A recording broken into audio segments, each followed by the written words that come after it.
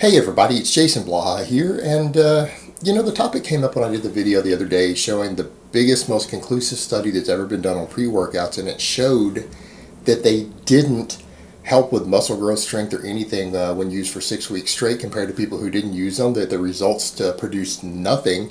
The topic that came up, and a couple people would ask, well, yeah, but look, they didn't use a body part split. Maybe someone who's bodybuilding using a body part split might actually have benefited from these pre-workouts. So let me put on my +5 out of weaponsmithing, work on skilling up my crafting a little bit, and let's address this idea. The thing is, the reason they didn't use a body part split is because they wanted to use effective training, the most effective training possible for drug-free lifters, kind of at the experience level that people in the study were at. That's why they had a dietitian. That's why they had a strength and conditioning coach there at the university when they did this, is that they wanted to test people using programs and diets that they know work, that people will be properly periodized, that their training will be okay, that they won't have bad workouts because they didn't time something correctly. Meaning, yeah, they used an upper-lower 4-day-a-week linear progression system or linear periodization system. That's ultimately what they use because we know that works pretty well. Since it was written by a strength conditioning coach, it was programmed to where people would be at the recovery they needed to perform ideally at the next workout or using the intensities and workloads that were intended in the next workout. The argument comes up, but pre-workouts really help when people are having a bad workout. Or what if they're using body part split like that? Well, here's the problem. Let's just be blunt. If you give a single shit about gaining muscle mass as quickly as possible and you don't use steroids, you shouldn't be doing a body part split. No person who understands exercise science or who understands training programming would ever do a body part split if their goal was to gain muscle mass as quickly as they could. All right, let that sink in. The best thing someone could possibly do who insists upon using a body part split because they're convinced that's the best way to train, if they want to gain muscle fast, they probably need to cash in their natty card, because body part splits are intended for people using heavy doses of drugs. That's who designed them. That's who they were designed for. And that's ultimately the thing that you notice. And you see people who jump up and say, man, I did my first cycle of gear and I gained a huge amount of muscle. It's probably because your training was really suboptimal. All right, your training was really bad. You were probably doing a body part split, which means you had a chest day, a shoulder day, a back day, a leg day, all that stuff. Well, yeah, of course you gained muscle slowly without drugs doing that. Of course you did. That's the whole point. That's a drug split. That's for people who are using pretty hefty doses of gear. You gained slower, and then when you went on the gear, of course you blew up because you're training in a style that really kind of needs drugs to gain maximal mass. So you were gaining slower than you should have natural. So why would you do that? And that's what people need to understand. They didn't want to test suboptimal training. They didn't want to test poor programming to see how the pre-workouts work, because the assumption is generally going to be, and this is a false assumption apparently in the training world, that anyone who's willing to spend money on a product to help them along has hopefully done the most basic of research, and they're hopefully running a decent program. Why do we need to put money into researching products to help people who are running piss poor training programming when it's easier just to write good programs and give them out? Why do we need products for that? That's insane.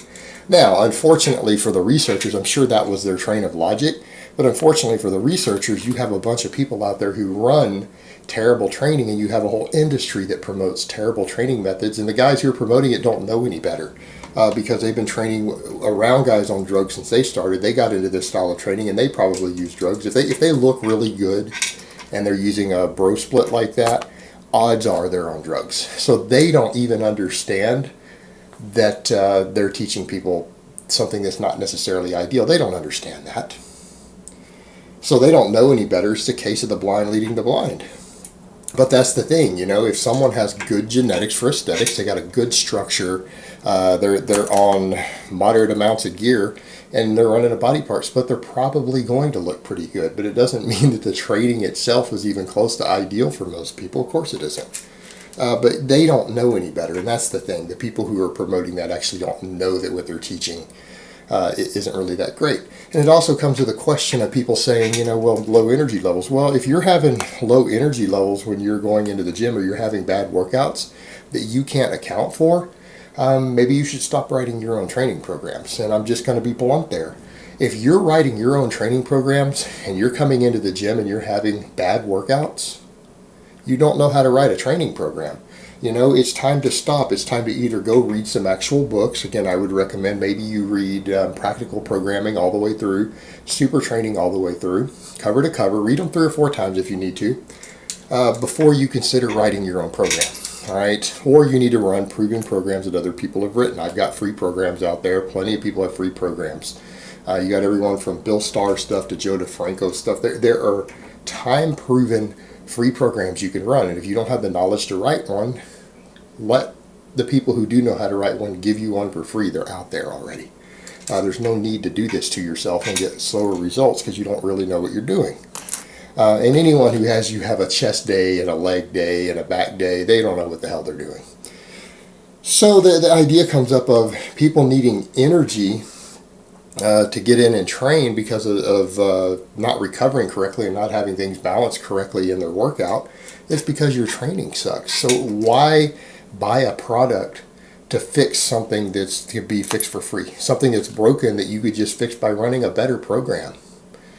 Because you shouldn't have bad workouts. You shouldn't be missing lifts. If you're going into the gym and you're going to do a set or a lift that you can't get the weight and the reps that you were supposed to get that day, there's something wrong with your training program, or you're doing something wrong in your life. Meaning, okay, yeah, you got 4 hours of sleep that night, but that'll mess anyone's program up. You go out binge drinking every weekend, that can mess everyone's program up. You're going to have your program adjust for your lifestyle. And if you don't, then, well, you're just going to have problems. But fixing it with a product that you buy and a substance you put into your body, that's not ideal. Because when we look at the real world and we look at the research that's been done, when people are on good, well-written, balanced training programs, people have a good diet. In this case, a dietitian was writing their diets. They didn't benefit at all from the pre-workout. They didn't gain 1 drop of strength or muscle more than the other people. And again, it comes to the point of, well, I need the energy. Well, why do you need the energy? Your training program is bad for your lifestyle. You've got a mismatch. Like, here's your lifestyle, your genetics, your diet, your sleep patterns, and your program, they're not syncing up. You're not on a good program for you personally if you're coming in and having low energy workouts. I mean, on a good program for most people who are out of the novice phase, lighter workouts and downtime are already programmed into the programs. All right, even Bill Starr's program, perfect example, one I listed as an intermediate program. You've been training hard more than a year. It has light days written into the program. Out of the 3 days a week, they're not all 3 are heavy. And that's the reality. That is the reality of being a drug-free intermediate or advanced lifter. There's the real world, guys. You can't come in and go 100% every workout. It's not going to work. It doesn't produce better results. And here's the thing. If you are running a program that you have days to where your recovery and energy aren't ideal and you're using a stimulant of some type to push you through that, you do know the stimulants are not helping with your recovery. They're just helping you push harder through the low energy days when your body isn't adapted, it isn't capable, it's not able to do what you're asking it to do because you haven't trained it with the right overload and recovery to pull off what you're trying to do. You do know it's going to have to play catch up eventually, and that catch up's going to be if you keep having to use a pre-workout or a stimulant like that to push through workouts that your body isn't recovered enough to do, you're going to stop growing, you're going to stop progressing, and you're going to make less gains. You are going to make less progress as a result of that. This is not going to help you in any way. In fact, it's a really bad idea. And this idea that people have that, I've got to go 100% beast mode every time I'm in the gym. Well, if you're not on 2 grams of damn gear, you need to lose that mindset. That's not going to work. Every guy who tells you that that's what you have to do is on shitloads of drugs. All right, he's on shitloads of drugs. All of them. because no person who is on low doses of gear or who is clean can come in and go 100% all the time in the gym unless they only lift 1 or 2 days a week. 2 days tops. That's the absolute limit. They're not training that hard every session. All right? They're not. The only way they're doing that is with drugs. And if you're not willing to do that, you need to lose that drug mindset because it's not going to work. You're going to make better progress if you drop that. Continual progress, consistent progress, consistency, consistency, consistency. Stimulate, recover, stimulate, recover. Or if you do an overreaching, you've got to have back off periods that are a week or longer, and that works too. But if you don't train that way and you're not willing to use large doses of drugs, your training and your lifestyle do not match together. And the pre-workout is just a band-aid fix that you're eventually going to burn out with. It's not going to work for you. All right, guys, but that's really all I have to say on that today. I hope it's been informative, and I will talk to you guys next time.